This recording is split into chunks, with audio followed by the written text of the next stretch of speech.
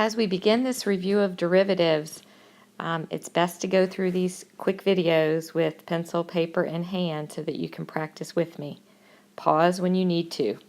Let's get started.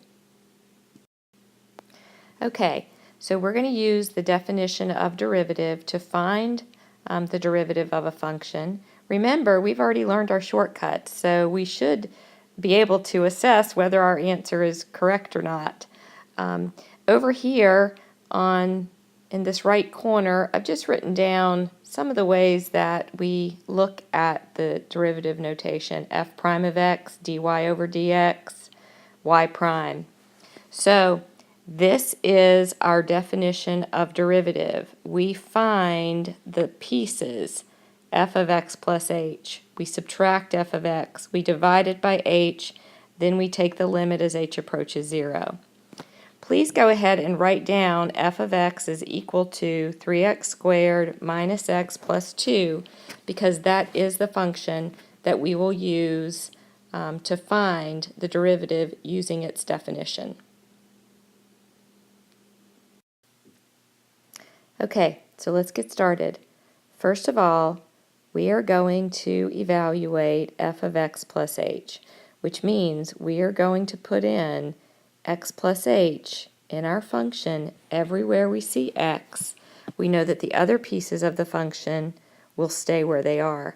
So our first step is simply to begin plugging in x plus h.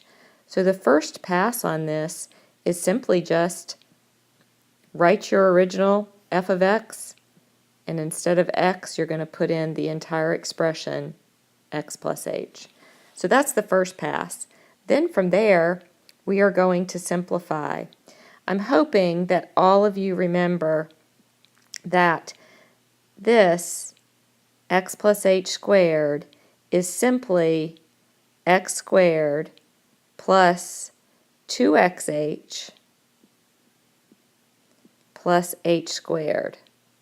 We do have a 3 out in front of it that we will take care of in just a minute. This piece is minus 1 times x plus h, so we would have minus x minus h plus 2. Now let's go ahead and distribute the 3 so that we can have our entire expanded f of x plus h. So 3x squared plus 6xh plus 3h squared minus x minus h plus 2. That is f of x plus h in its most simplified, expanded form. We are now going to subtract from that our original function, f of x. Hopefully you remember that what I spoke of when we originally went through this was you take your original function and you line it up directly underneath where you see it in f of x plus h. So you can see 3x squared, I'm lining up right underneath 3x squared. Then I'm going to go to minus x, and again I'm going to line it up right underneath of the x, and then plus 2. I'm subtracting f of x from f of x plus h. When I do this, if I have done it correctly, all of the elements or terms that are my original f of x simply fall out.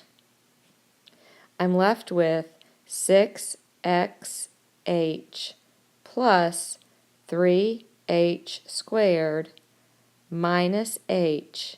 But what I have to remember is that that is the top of my definition of derivative.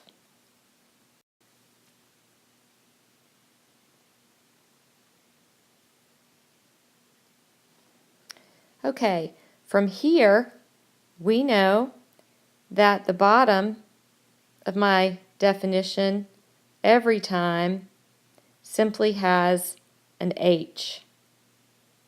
So you can look to see what we have now, and it appears that we have a fraction that's going to reduce rather nicely and easily. H is a common term in all three pieces of the numerator. Some people look at it as factoring it out. We are simply going to reduce.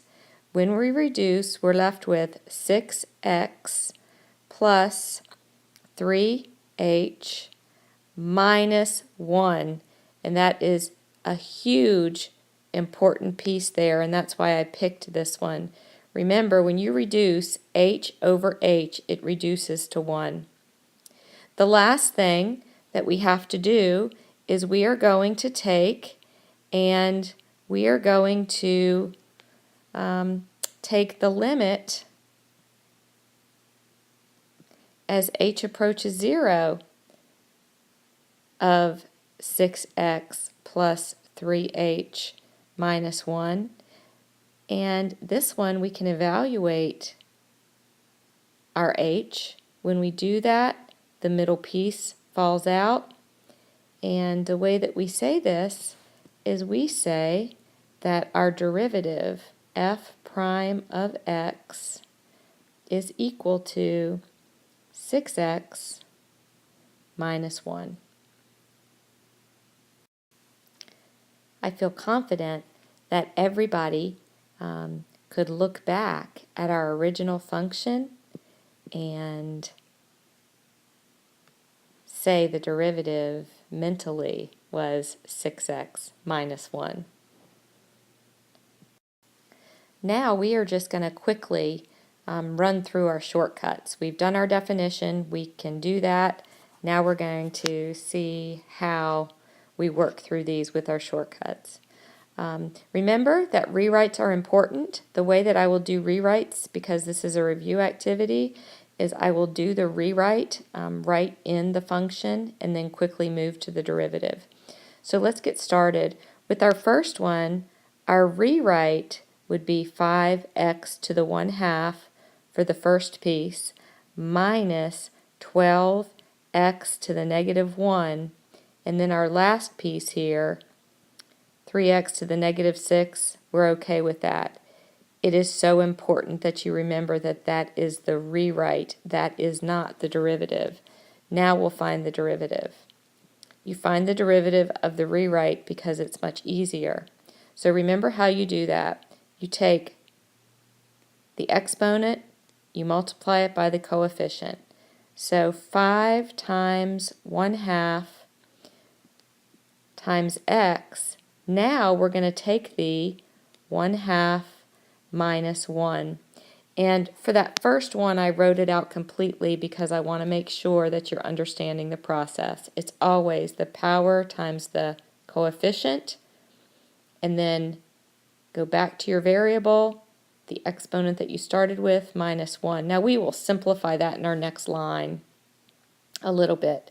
So when we move to the next one, negative 1 times negative 12 is positive 12, x to the negative 2, when we take negative 1 and subtract 1.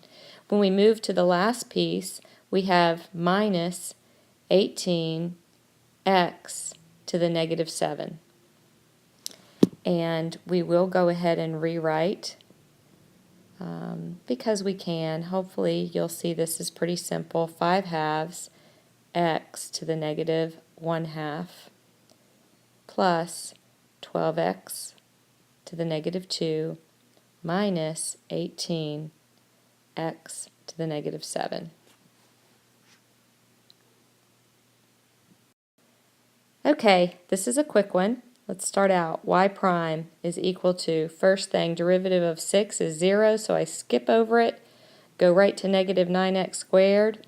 The derivative yields negative 18x. I move to the next piece, negative 3x to the 4/5. Remember, my power gets multiplied by my coefficient. That's going to yield negative 12/5 x. 4/5 minus 1 would be negative 1/5.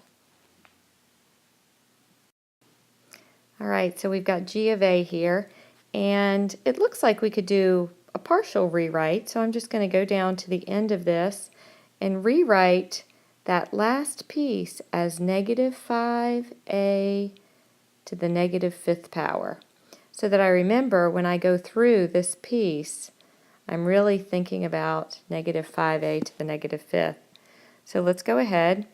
Our derivative then, g prime of a, would be, I'm going to take negative 2/7 and multiply it by 7, which ends up being, right, negative 2 times 7 is negative 14 divided by 7. Negative 2a, negative 2/7. I'm going to do it down here in this corner.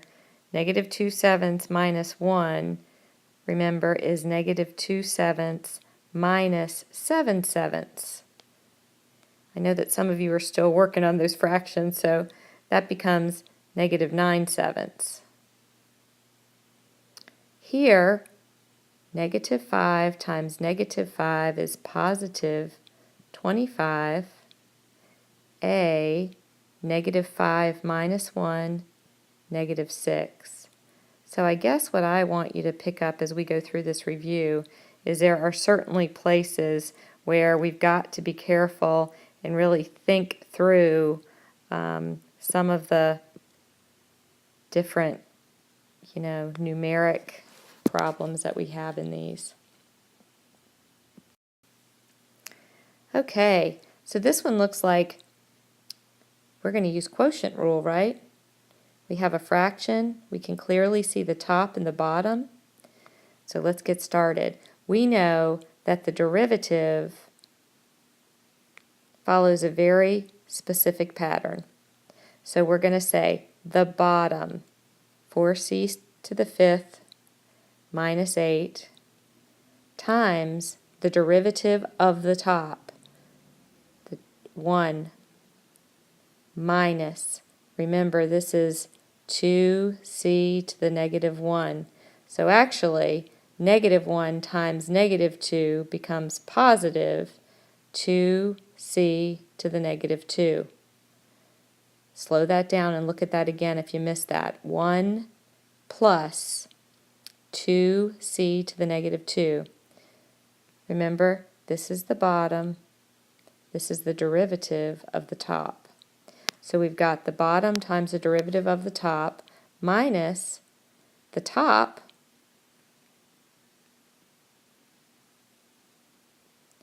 times the derivative of the bottom. Well, thank goodness, the derivative of the bottom is just an easy one. 20c to the fourth all over the bottom squared.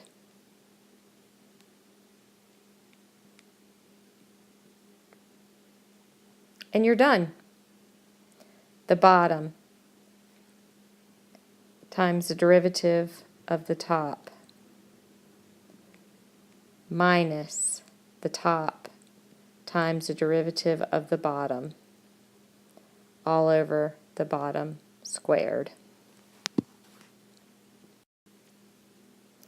Okay, so as we get started on this one, what I want you to think about here is I've got a product and a quotient together. So let's figure out how I'm going to move through this whole thing. So my derivative, h prime of m, is going to be, well, the outside, the way that we could look at that is it is a fraction. So we're going to start by saying the bottom, so that would be 5 minus m, times the derivative of the top. Well, the top is a product, and we have a special rule for product, so that's what we're going to use as we go through this now.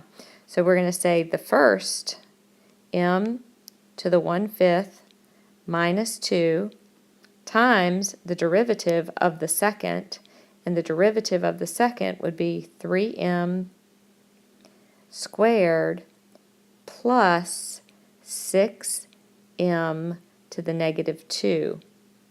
Again, this is the first times the derivative of the second.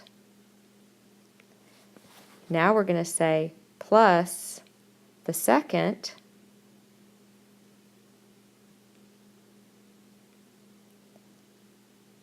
times the derivative of the first. Well, the derivative of the first looks to me like it's just going to be 1/5 m to the negative 4/5.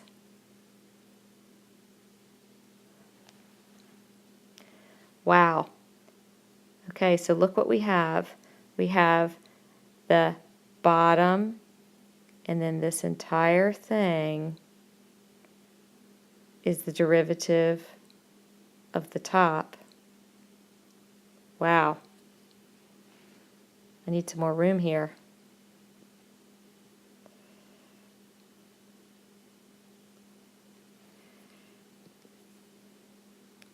Now we're going to say minus the top. So that's where we have our original top, m to the 1/5 minus 2 times m cubed, or excuse, yes, m cubed minus 6 over m. Ooh, let's crunch it a little bit more.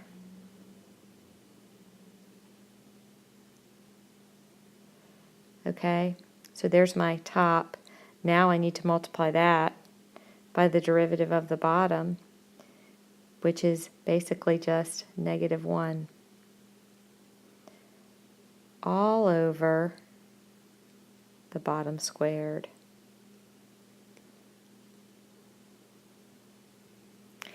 And as you go back through that, there's a lot going on there, so you will want to take the time, make sure you understand each of those little pieces.